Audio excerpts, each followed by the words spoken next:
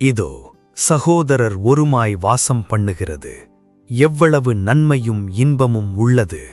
ஒரே இருதயம், வானத்தின் கீழ், தலையின் மேல் ஓடும் எண்ணெய் போல, ஹெர்மோனின் பனி போல. கர்த்தர் அங்கே ஆசீர்வாதத்தை கட்டளையிட்டார், என்றென்றைக்கும் ஜீவனை. வாசியுங்கள். சங்கீதம் 133. இதோ சகோதரர் ஒருமாய் வாசம் பண்ணுகிறது.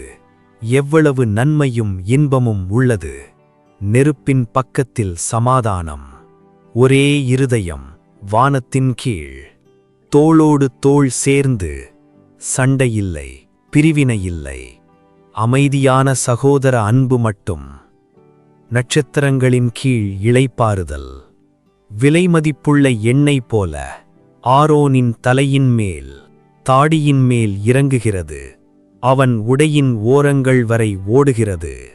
அபிஷேகம் நிற்கவில்லை, அது எல்லாவற்றையும் மூடியது. ஒவ்வொரு நூலும் ஒவ்வொரு அடுக்கும் தடையில்லாமல் ஓடிய பரிசுத்தம். ஆசாரியன் மேல் மின்னும் எண்ணெய், பரிசுத்த வெளிச்சத்தால் நிறைந்த பிரகாரம். வானம் பூமியை தொடுகிறது, முழுவதும் ஊற்றப்பட்ட ஆசீர்வாதம்.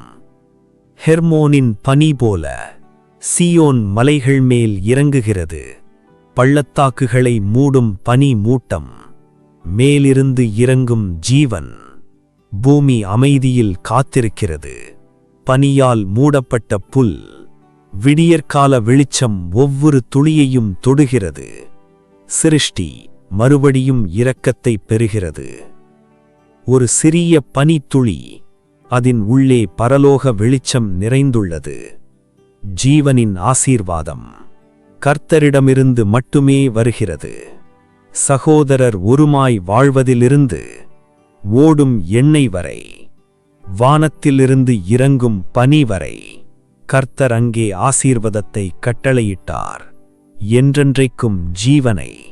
வாசியுங்கள். சங்கீதம் 133. இதோ சகோதரர் ஒருமாய் வாசம் பண்ணுகிறது. நாளை பற்றிய கவலை வேண்டாம், இன்றே போதும் அந்த கிருபை. ஒவ்வொரு நாளும் போதுமே, அவர் கிருபை போதுமே.